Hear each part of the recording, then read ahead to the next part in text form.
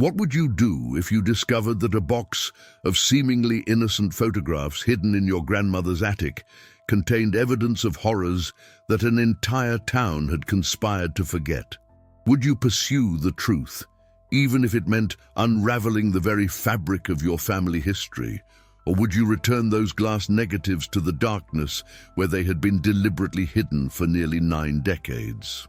In the sweltering summer of 1937, while much of rural Georgia struggled through the lingering effects of the Great Depression, the small township of Millwood represented a curious anomaly.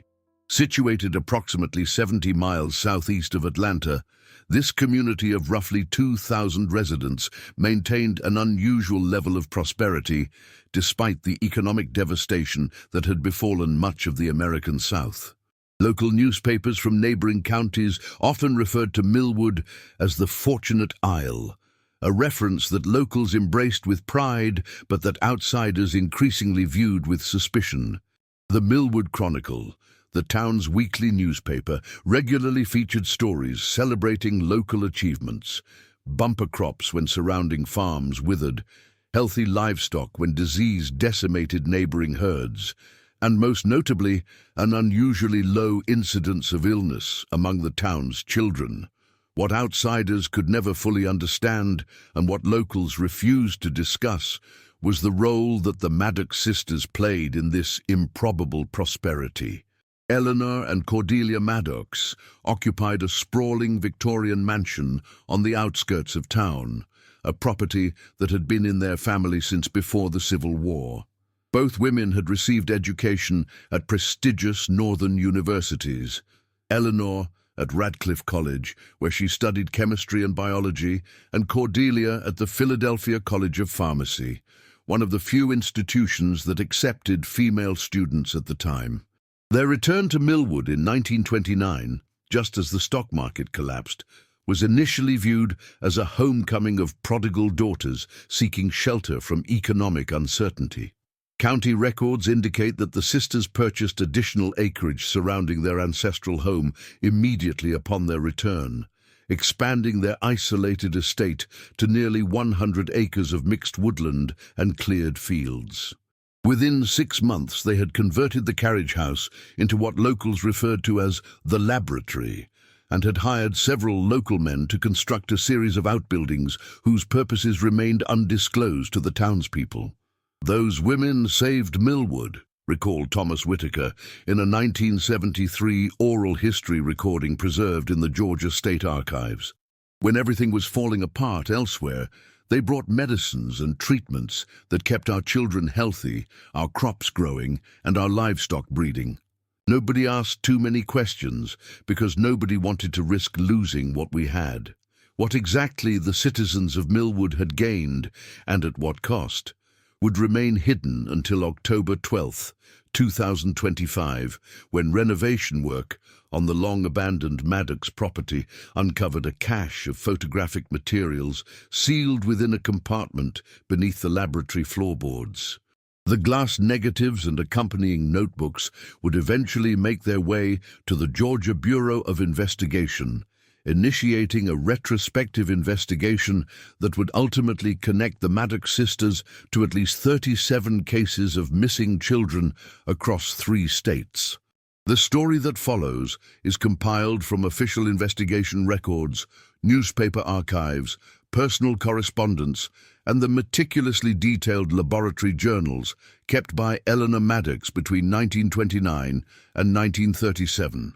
Some names have been changed in accordance with ongoing legal proceedings, but the essential facts remain unaltered. Reader discretion is strongly advised. Margaret Collins, current owner of the Millwood General Store and great-granddaughter of the store's original proprietor, provided investigators with ledgers documenting the Maddox sisters' peculiar purchasing patterns beginning in early 1930. "My great-grandfather kept immaculate records," Collins explained. "The sisters would place massive orders for unusual chemical compounds, things no ordinary person would need: formaldehyde, silver nitrate, phenol, various acids. They'd also special order medical equipment through the store, glass syringes, surgical instruments, specialized containers. The ledgers show they paid double the normal price for these items, presumably for my great-grandfather's discretion. The ledgers also revealed monthly deliveries of photographic supplies, glass plates, chemicals for developing, and specialized papers. Eleanor Maddox, it seems, had developed an interest in photography that extended beyond casual portraiture. The recently discovered glass negatives reveal the true nature of this interest, documenting experiments conducted first on animals and later, it appears, on human subjects. Dr. Lawrence Mercer, forensic anthropologist assisting the investigation, described the contents of the photographs. The earlier images, dated 1930 through 32, show systematic dissections of various animals, primarily domesticated species like cattle, pigs, and dogs. There's a methodical quality to the documentation. Later images show what appear to be human anatomical specimens preserved in glass containers. Most disturbing are the final series from 1936 and 37, which document living human subjects at various stages of what the accompanying notes describe as treatment cycles. The term treatment cycles appears frequently in Eleanor's journals, always in connection with what she termed the beneficent substance, apparently a compound developed by the sisters through years of experimentation. Journal entries suggest this substance could dramatically accelerate healing, stimulate growth, and potentially extend life, benefits the sisters initially observed in their animal test subjects. "We have reached an impasse with animal subjects," Eleanor wrote on January 3, 1934. "The fundamental differences in physiology limit our understanding of how the beneficent substance might interact with human systems." C. suggests approaching the Whitaker family, whose youngest child suffers from consumption. They are desperate enough to consider experimental treatments. County death records confirm that 6-year-old James Whitaker, previously diagnosed with tuberculosis, made a seemingly miraculous recovery in the spring of 1934. His father, Thomas Whitaker, subsequently became one of the sisters' most loyal supporters in the community and was hired as the caretaker of their expanding property. What began as seemingly benevolent medical intervention, however, appears to have evolved into something far more sinister as the sisters' ambitions grew. By 1935, Eleanor's journals document a shift in their approach. The results with the Whitaker boy exceed our most optimistic projections, but the dosage calculations remain imprecise. We require subjects for continuous monitoring, where variables can be strictly controlled. The Grayson Orphanage in Savannah may provide a solution. Children without families will not be missed. And C. has arranged financial compensation for the administrator to overlook certain irregularities in our adoption paperwork. Records from the Grayson Home for Children confirm that between 1935 and 1937, 7 children were officially adopted by representatives of the Millwood Christian Charity Society, an organization that appears to have existed solely on paper. No records of these children's subsequent lives exist in Millwood school registries or church baptismal records. What did exist, however, were 7 small beds installed in the basement level of the Maddox laboratory, as documented in photographs recovered from the hidden cache. The images show sparse accommodations, metal-framed beds with thin mattresses, each with restraint straps attached to the frame. Adjacent rooms contained medical examination tables, specialized photographic equipment, and glass-fronted cabinets filled with bottles, syringes, and surgical instruments. Most disturbing were the progression photographs, dated, labeled images showing the same children at regular intervals over periods of months, documenting physical changes that defied conventional medical understanding. Some showed accelerated growth patterns, others unusual bone formations or tissue developments, all annotated in Eleanor's precise handwriting with measurements, observations, and clinical assessments. The beneficent substance affects different systems at different rates, reads one notation beside an image of a young girl, identified only as Subject F.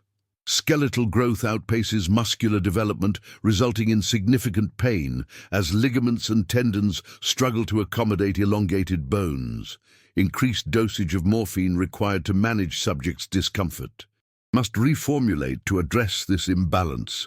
Former Millwood resident Ida Mae Johnson, interviewed in 1982 for an unrelated oral history project, inadvertently provided context for these activities when she recalled the strange sounds that sometimes carried from the Maddox property on still summer nights. "My daddy's farm bordered their land on the north side," Johnson stated. "Sometimes, when the wind was right, we'd hear sounds that weren't quite animal and weren't quite human. A kind of wailing that would raise the hair on your arms. Daddy told us it was just peacocks. The sisters kept exotic birds," he said. "But no peacock ever sounded like that. Like something caught between worlds, neither one thing nor another." Johnson's account aligns with a particularly troubling series of photographs dated August 1936, showing a male subject identified as Subject D, exhibiting extreme physiological changes. The images document progressive alterations to the boy's skeletal structure, muscle development, and even cranial formation over a period of approximately 6 months.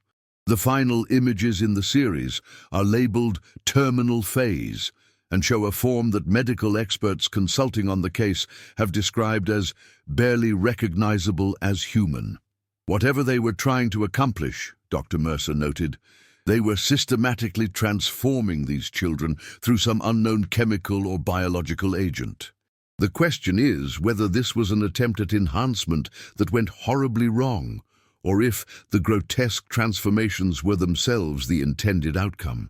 Eleanor's journals suggest the former. Entries repeatedly reference transcending ordinary human limitations and accelerating evolution. One passage from October 1936 reads, "We stand at the threshold of creating a new human, one impervious to disease, with dramatically enhanced healing capabilities and potentially extended lifespan. The failures and suffering of individual subjects must be viewed in context of the greater advancement for all humanity." This disturbing philosophical justification appears repeatedly throughout the journals, suggesting that the sisters viewed their work as ultimately humanitarian, despite its immediate cruelties. What remains unclear is how their experiments connected to Millwood's unusual prosperity during the Depression years. Potential answers emerged from analysis of soil samples taken from the town's agricultural areas. Preliminary testing revealed unusual mineral compositions and organic compounds consistent with descriptions of fertilizer formulations documented in Cordelia's notebooks. The sisters apparently distributed these specialized fertilizers to local farmers, dramatically improving crop yields. Similarly, veterinary compounds developed in their laboratory were freely shared with local livestock owners, resulting in healthier animals, improved breeding success, and resistance to diseases that devastated herds in neighboring communities. What the recipients didn't know was that these beneficial compounds derived from the sisters' experiments on human subjects. They were essentially extracting compounds from the modified tissues of their test subjects, explained Dr. Catherine Reyes, toxicologist, assisting the investigation. Based on the formulations described in their notes, they were creating biological derivatives, using the altered human tissue to create what we might now call biological stimulants. The town's prosperity was quite literally built on the suffering of these children. This arrangement might have continued indefinitely had it not been for an unexpected visit from Dr. Malcolm Reynolds, a former colleague of Eleanor's from Radcliffe, in early June 1937. Reynolds, then employed by the United States Public Health Service, arrived in Millwood ostensibly to study the town's unusual resistance to infantile paralysis, polio, outbreaks that were occurring throughout the South that summer. County records indicate that Reynolds spent 2 weeks in Millwood, during which time he was given a tour of the Maddox laboratory and provided with samples of their medicinal compounds for analysis. What Reynolds observed during this visit remains unknown, but historical context suggests it disturbed him deeply. On June 22nd, he sent an urgent telegram to his superiors in Washington, D.C., the contents of which have never been made public. 3 days later, Reynolds was found dead in his room at Millwood's only boarding house. The local doctor listed the cause as apoplexy, a stroke, but no autopsy was performed, and Reynolds was buried in the Millwood cemetery with unusual haste. A single photograph in the recovered collection shows Reynolds' corpse laid out on an examination table in the Maddox laboratory, with visible signs of dissection already in progress. The final entries in Eleanor's journal suggest mounting paranoia following Reynolds' death. C believes we acted appropriately with Reynolds. His questions had become too pointed, his interest in our subjects too keen.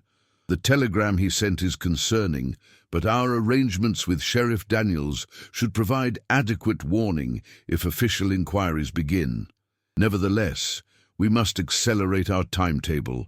The most promising subjects will be relocated to the secondary facility. All others must be processed and the evidence eliminated. The work is too important to abandon now. This entry, dated July 3, 1937, marks the beginning of what local newspaper accounts would later call the Millwood Fire, a blaze that consumed the Maddox laboratory and adjacent outbuildings on the night of July 4th. Contemporary accounts describe the fire as originating from Independence Day celebrations gone awry, but Eleanor's final journal entry suggests a more deliberate origin. All preparations complete. Incendiary devices placed at strategic points throughout the main laboratory and specimen storage. C has loaded the most essential equipment and research materials into the truck. The 5 primary subjects have been secured in the transport containers. Sheriff Daniels has arranged safe passage to the state line. By morning, there will be nothing left for curious eyes to discover. Official reports state that both Eleanor and Cordelia Maddox perished in the fire, their remains allegedly identified through dental records provided by the local doctor, the same physician who had certified Reynolds' death as natural. The fire was hot enough to collapse the laboratory structure into its basement, effectively burying any evidence of the activities conducted there. With the sisters presumed dead and their property abandoned, the town of Millwood gradually declined from its previous prosperity. By 1940, nearly a third of the town's population had relocated, and by 1950, Millwood had become another dying rural community, its brief, unusual prosperity forgotten by all but its oldest residents. The Maddox property remained unclaimed, gradually reclaimed by forest, until a developer purchased the land in early 2025 with plans to establish a residential subdivision. Had the construction crew not discovered the waterproof metal case containing the glass negatives and journals, the sisters' activities might have remained forever hidden. Instead, investigators now face the disturbing possibility that Eleanor and Cordelia Maddox did not perish in the fire at all, but rather escaped with their research and their test subjects to continue their work elsewhere. A 1938 real estate transaction in rural New Mexico records the purchase of an isolated ranch property by 2 sisters named Elizabeth and Catherine Madison, names that appear nowhere else in public records before or after this purchase. The property included an abandoned silver mine with extensive underground chambers. Local lore from the area includes persistent stories of strange lights and unusual sounds coming from the supposedly empty property throughout the 1940s.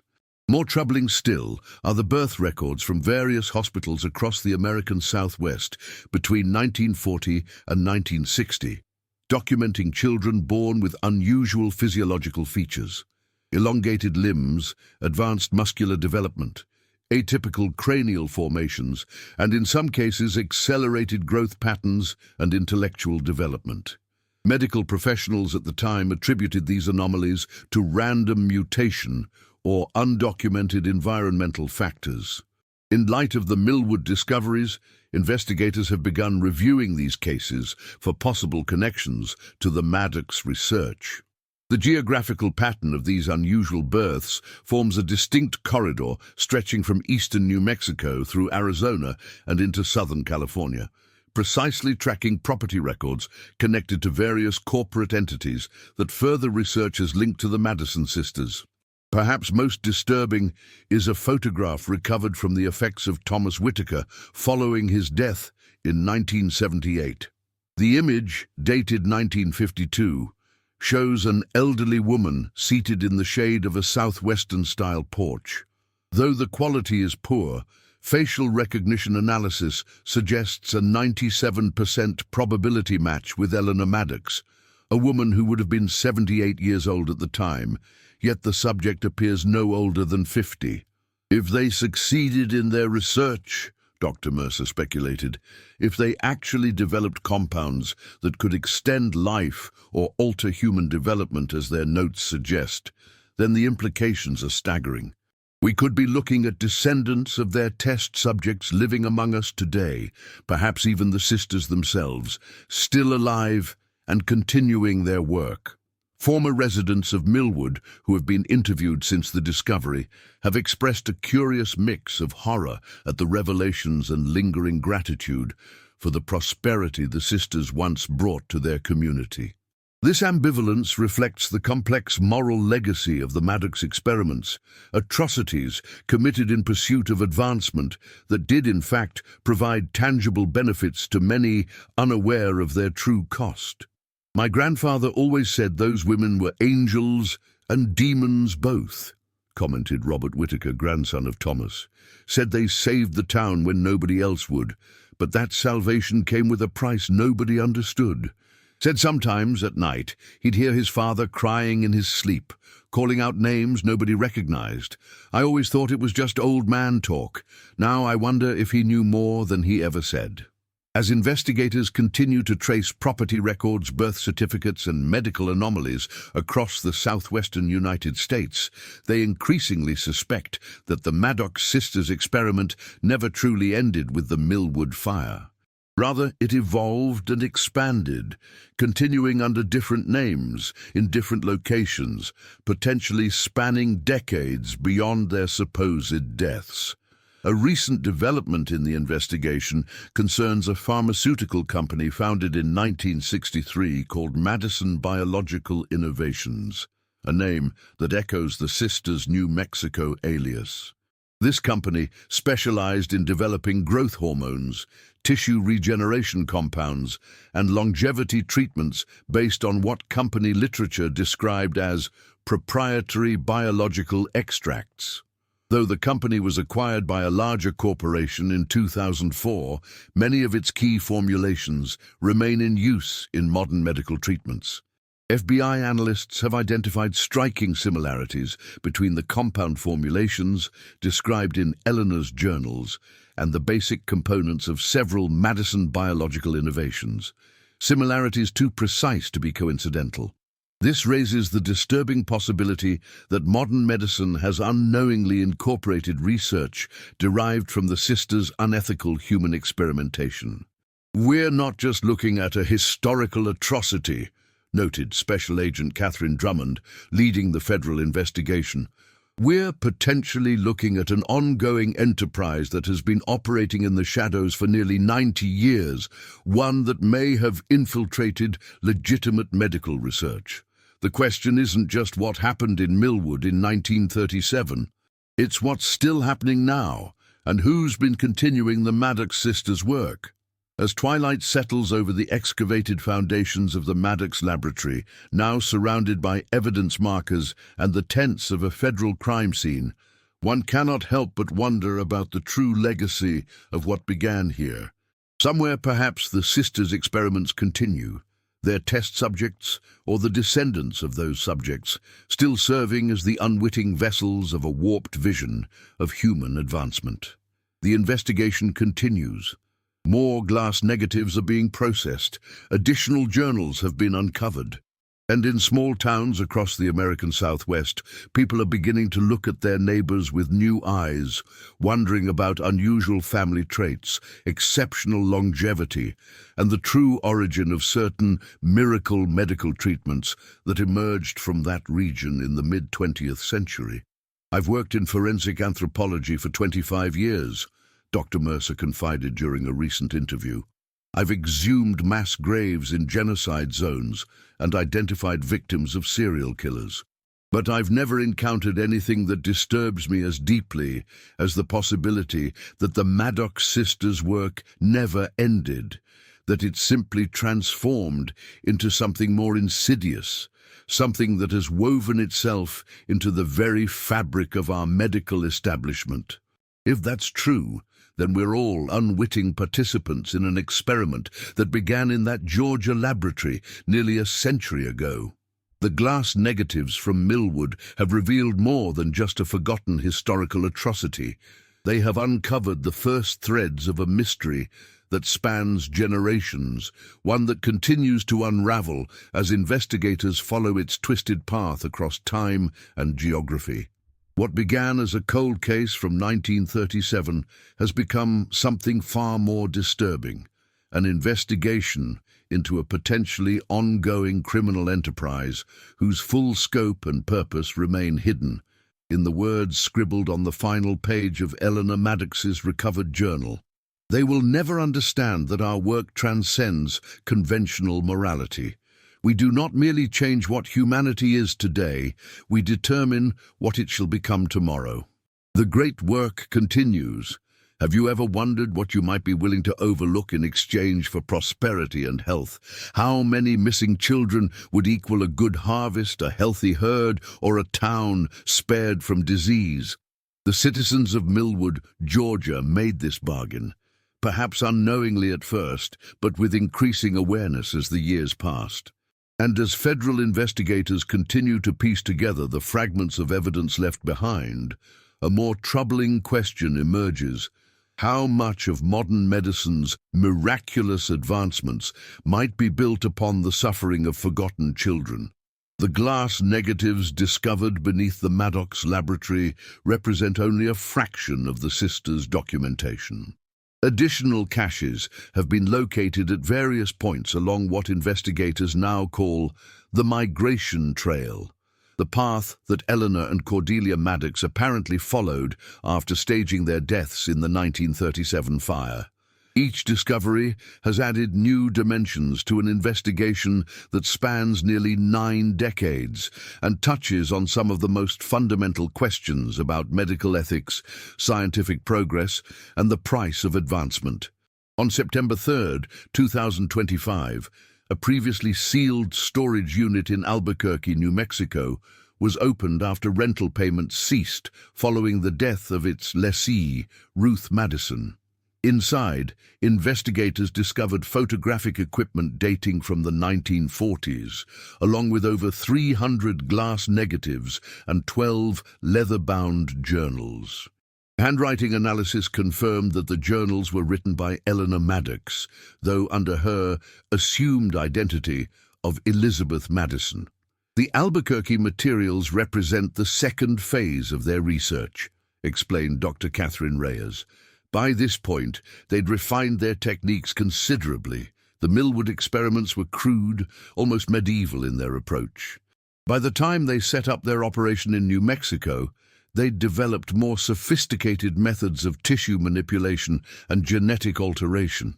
The journals detail experiments conducted between 1938 and 1952 at a facility referred to only as the mine, presumably the abandoned silver mine included in their New Mexico property purchase. Eleanor's entries describe expanded research involving not only the 5 children transported from Georgia, but also at least 23 additional subjects acquired through what she euphemistically termed private adoptions, facilitated by a network of corrupt officials and desperately poor families throughout the region. In the aftermath of the Depression and during the disruptions of the Second World War, it was relatively easy to make children disappear, noted FBI historian Dr. Marcus Jenkins. Families disintegrated due to economic pressures, children were sent to live with relatives or placed in orphanages, and record-keeping was inconsistent. The sisters exploited these conditions masterfully, creating paper trails that legitimized their acquisition of children while obscuring the children's actual fates. The experiments conducted at the mine focused increasingly on what Eleanor termed cellular restructuring, attempts to fundamentally alter human physiology at its most basic level. Photographs from this period document subjects with dramatically altered physical characteristics, enhanced muscle density, modified bone structures, and unusual developmental patterns. Particularly disturbing are images showing children with partially translucent skin, allowing direct observation of underlying muscular and vascular systems. We've finally achieved stable epidermal transparency in Subject 11, reads an entry from June 1942.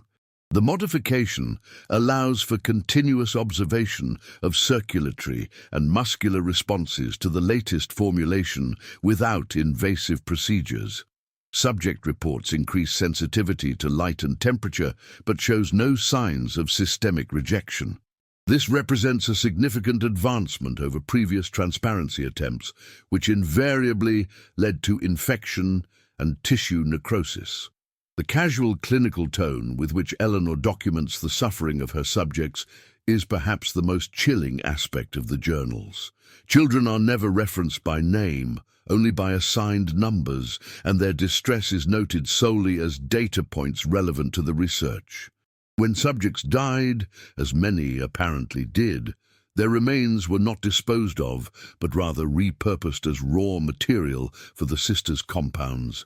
Nothing is wasted, reads a November 1943 entry.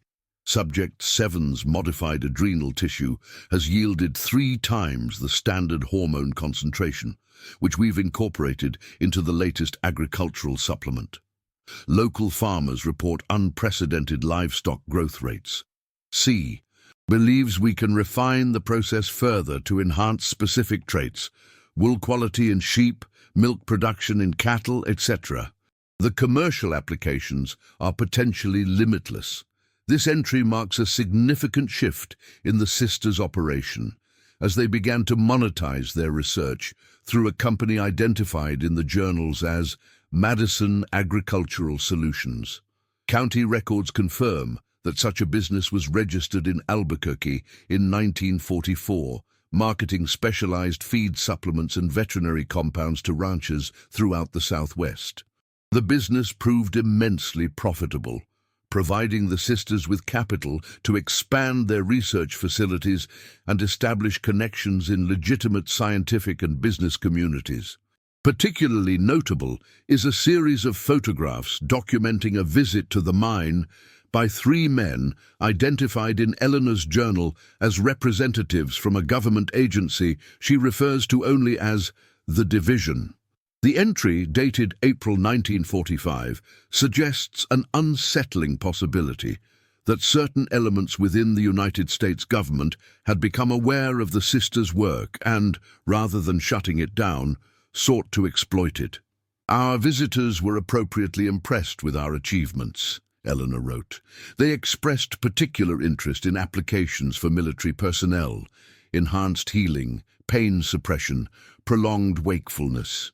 The colonel indicated that funding could be arranged through private channels, with appropriate discretion guaranteed. C remains hesitant, but I see tremendous opportunity in this arrangement.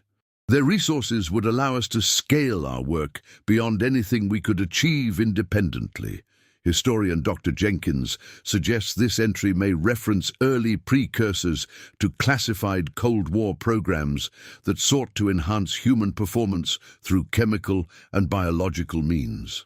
There were numerous black research initiatives during this period that operated completely outside normal scientific and ethical oversight, Jenkins explained. The government was frantically seeking advantage in the emerging conflict with the Soviet Union, and moral considerations were often secondary to potential military applications.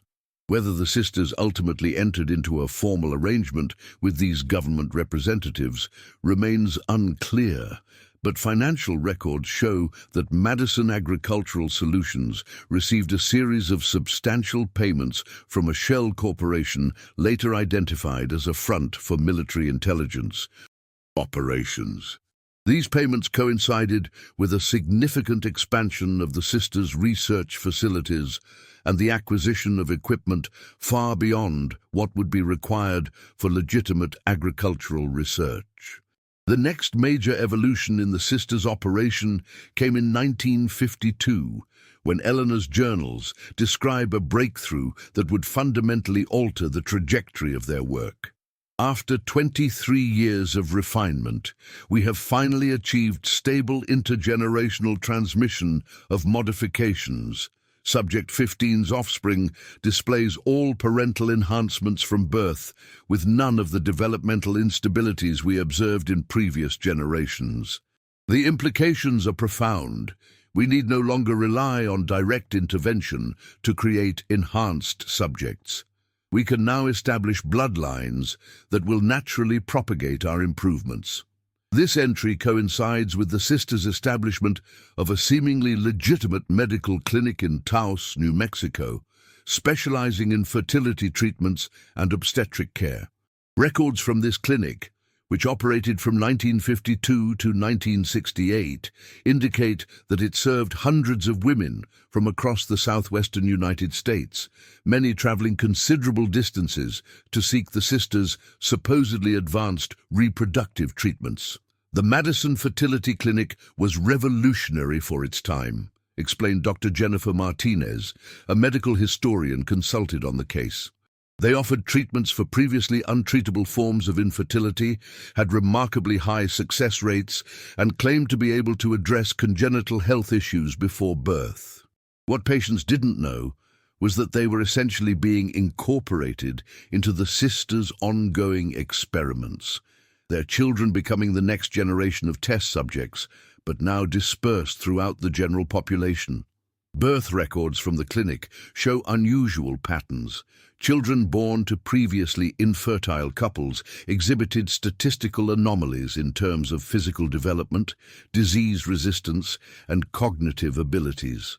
Follow-up studies conducted under the guise of longitudinal pediatric research tracked these children into adulthood, documenting what Eleanor's journals describe as the progressive expression of engineered traits. By 1960, the Madison sisters had effectively created a distributed research model that no longer required the direct containment of subjects. Their test population now lived in communities throughout Arizona, New Mexico, and California. Children unaware of their modified status, whose unusual characteristics could be monitored through periodic medical examinations disguised as routine healthcare. It was brilliant in its insidiousness, noted FBI investigator Drummond. They transformed their research from a contained, high-risk operation that required kidnapping and imprisonment into a consensual program where parents voluntarily brought their children for examination. The parents perceived this as quality medical care, never suspecting that their children's development was being documented as part of a decades-long experiment. The Madison Fertility Clinic closed in 1968 following Cordelia's apparent death from cancer, as documented in New Mexico death records. Eleanor, now operating under yet another alias, Dr. Elizabeth Morgan, transitioned their operation into a more conventional pharmaceutical research company, Madison Biological Innovations.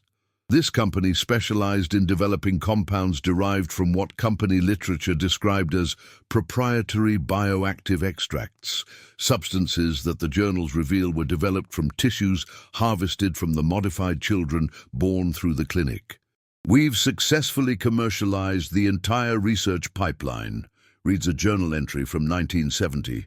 The clinic provided us with a generation of enhanced subjects, now reaching adulthood. Their biomaterial yields compounds of unprecedented efficacy, which we formulate into treatments marketed through MBI. The Profits Fund continued research, while our distribution network places our compounds in medical facilities across the country. The work has finally achieved self-sustainability. This business model proved remarkably successful, with Madison Biological Innovations securing patents for treatments addressing conditions ranging from growth disorders to wound healing and immunological dysfunction. By 1980, the company had established itself as a respected niche pharmaceutical developer, its products used in hospitals nationwide. Its origins in unethical human experimentation remained completely hidden, obscured by layers of corporate restructuring and carefully falsified research documentation. A particularly disturbing series of photographs from this period shows what appears to be an aging facility where adult subjects, presumably individuals born through the Madison Fertility Clinic, were housed for what Eleanor's notes describe as tissue harvesting procedures. Unlike the crude containment methods used in Millwood, this facility resembled a high-end medical spa with comfortable accommodations and recreational areas. Subjects apparently resided there voluntarily, compensated for their participation in what they believed were legitimate medical studies. The perfect sustainable system, Eleanor wrote in 1982. Subjects content in their participation, unaware of their modified status or their role in the greater work. Their tissue samples provide the raw materials for the next generation of compounds, while their reproductive cells allow us to study the continued transmission of enhancements to subsequent generations. Some are now grandparents, their grandchildren exhibiting even more stable expressions of our early modifications. When Madison Biological Innovations was acquired by pharmaceutical giant Lifecore Industries in 2004, Eleanor Maddox, then operating as Dr. Elizabeth Morgan, was 99 years old, according to her original birth certificate. Photographs from the acquisition ceremony show a woman who appeared to be in her early 70s, identified as Dr. Morgan Founder. This remarkable longevity, if indeed the woman pictured is Eleanor Maddox, would suggest that the sisters ultimately used their research on themselves, potentially extending Eleanor's life well beyond normal human limits. Following the acquisition, Dr. Morgan supposedly retired to a private estate in Northern California. Attempts to locate her as part of the current investigation have been unsuccessful, with property records leading to a series of shell corporations and trust arrangements that effectively obscure the true ownership of the estate. Local witnesses report occasional sightings of an elderly woman being driven through the heavily secured property, but no direct confirmation of her identity has been possible.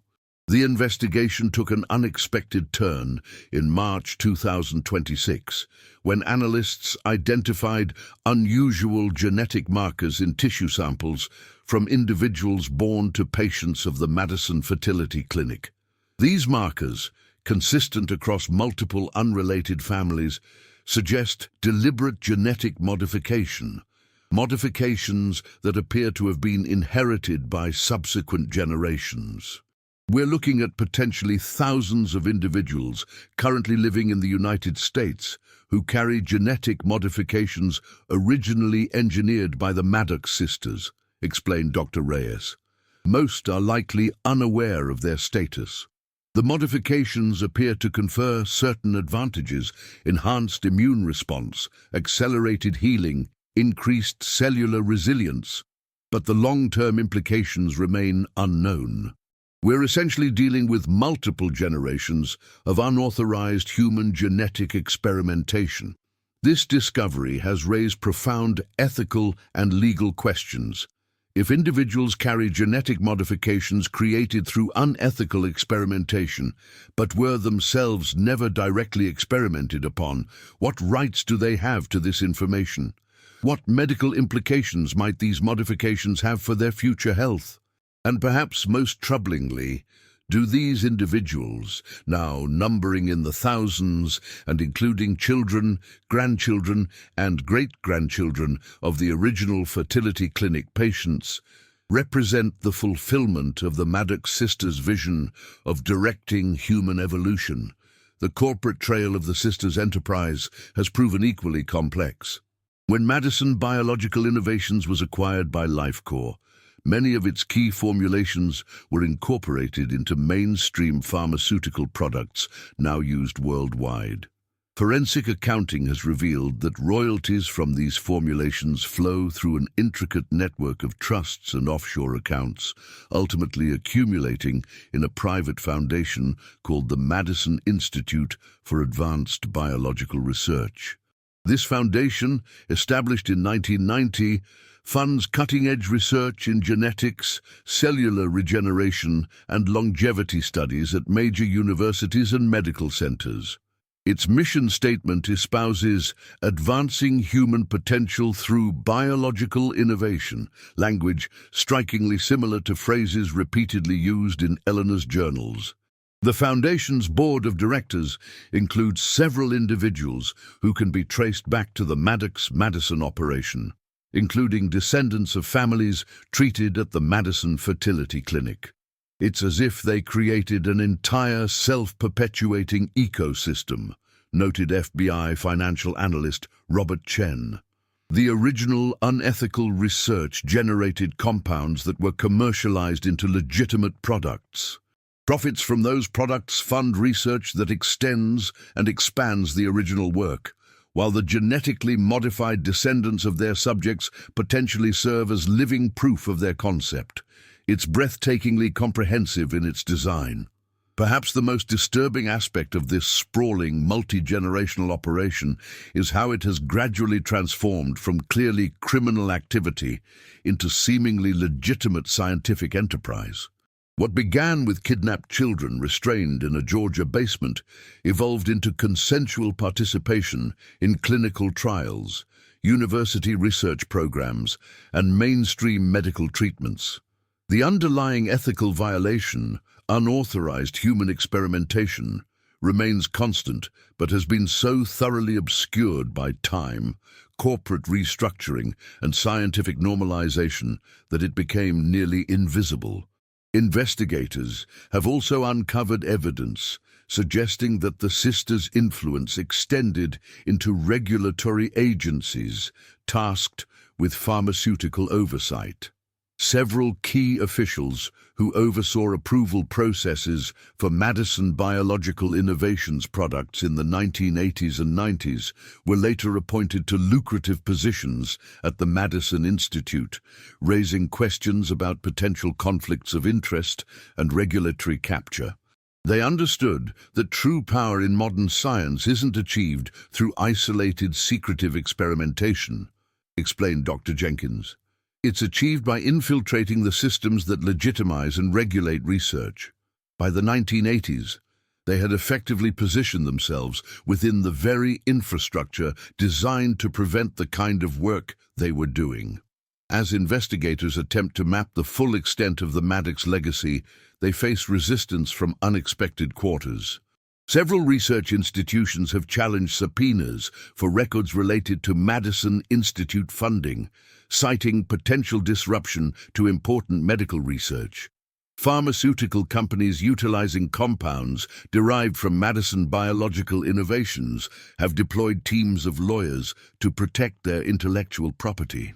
Even some government agencies have invoked national security concerns to limit investigation into certain historical connections between military research programs and the Maddox operation. There are powerful interests invested in keeping parts of this history buried, noted Special Agent Drummond. We're not just investigating historical crimes, we're potentially threatening current profit streams, research programs, and medical treatments derived from those crimes. That creates resistance unlike anything I've encountered in previous investigations. This resistance underscores the complexity of assessing the Maddox sisters' ultimate legacy. Their methods were unquestionably criminal and profoundly unethical, yet their work undeniably contributed to medical advancements that have benefited countless patients. Compounds derived from their research are components in treatments for conditions ranging from severe burns to immunological disorders to degenerative diseases. We're confronting one of the most profound ethical dilemmas in modern medicine, observed Dr. Martinez. If a life-saving treatment was developed through unethical means, does continuing to use that treatment implicate us in the original violation? If we were to remove all treatments connected to the Maddox research from current medical practice, many patients would suffer. Yet continuing to use these treatments without acknowledging their origins perpetuates the original injustice. For survivors of Millwood and descendants of those who lived there during the sisters' residency, the revelations have forced a reckoning with their community's complicity. Robert Whitaker, grandson of the sisters' loyal caretaker, expressed the conflicted emotions many former residents feel. My grandfather used to say that Millwood made a deal with the devil without reading the fine print. The town took the sisters' gifts, the medicines that kept our children healthy, the compounds that made our crops grow, without asking what those things cost. Or maybe they did ask, and chose not to hear the answer. Either way, there's blood on Millwood's hands. There's blood on my family's hands. The investigation continues to expand as new connections emerge. Recent focus has turned to a private medical facility in Northern California that provides specialized treatments to a clientele consisting primarily of extremely wealthy individuals. Several patients at this facility have exhibited unusual longevity and vitality, maintaining active lifestyles well into their 90s and beyond. Financial records show links between this facility and the Madison Institute, raising questions about whether the most refined and effective treatments derived from the Maddox research might be reserved for an elite patient population. If the sisters did develop compounds that significantly extend human lifespan or prevent age-related decline, those treatments appear to be available only to a select few, noted Dr. Reyes. While the general public receives diluted versions of their research through mainstream pharmaceuticals, the truly transformative applications may be restricted to individuals with the financial resources to access this exclusive facility. This suggestion of tiered access to the benefits of the research adds yet another troubling dimension to the Maddox legacy. What began as exploration of human biological potential has potentially culminated in technologies that could exacerbate existing social inequalities by offering dramatically extended lifespans and enhanced health exclusively to the wealthy and connected. Former employees of the California facility, speaking on condition of anonymity, have described treatments involving regular transfusions of proprietary cellular material and injections of compounds derived from what staff referred to only as the source tissue. Patients reportedly experienced not merely the halting of aging processes, but in some cases the reversal of age-related decline, restoration of cognitive function, improved organ performance, and rejuvenation of sensory capabilities. I worked there for 5 years as a nurse, stated one former employee. We had patients in their 80s who had the physiology of 50-year-olds. We had a man in his 90s who ran marathons. The treatments were incredibly effective, but also incredibly expensive. Hundreds of thousands of dollars annually. And everyone involved signed non-disclosure agreements that would financially ruin them if they spoke about what went on there. This testimony suggests that the ultimate achievement of the Maddox research, significant extension of human lifespan with maintained vitality, may already exist, accessible only to those with the financial resources and connections to receive these exclusive treatments. If true, This would represent the fulfillment of Eleanor's stated vision of directing human evolution, but in a form that benefits only a privileged few rather than humanity as a whole. As the investigation approaches its one-year mark, the known elements of the Maddox case span almost 9 decades, involve hundreds of victims and thousands of unwitting participants, and implicate dozens of corporations and research institutions. Yet investigators believe they have uncovered only a fraction of the sisters' activities and influence. This isn't just a historical investigation, emphasized Special Agent Drummond. Based on the evidence we've gathered, there's strong reason to believe that Eleanor Maddox, or whatever name she uses now, may still be alive and involved in directing this enterprise. If she achieved the longevity that her research aimed for, she could be continuing her work to this day, despite being chronologically 120 years old. This possibility becomes more plausible in light of witness statements describing an elderly woman periodically seen at the California medical facility, a woman treated with extraordinary deference by the staff and referred to only as the founder.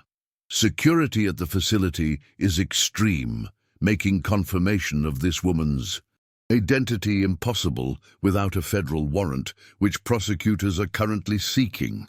For the families of children who disappeared in Georgia, New Mexico, and throughout the Southwest during the sisters' active periods, the investigation offers little comfort but some measure of resolution. DNA analysis has allowed investigators to match remains found at the Millwood site and at the New Mexico mine, with missing persons cases dating back to the 1930s, finally answering questions that have haunted families for generations.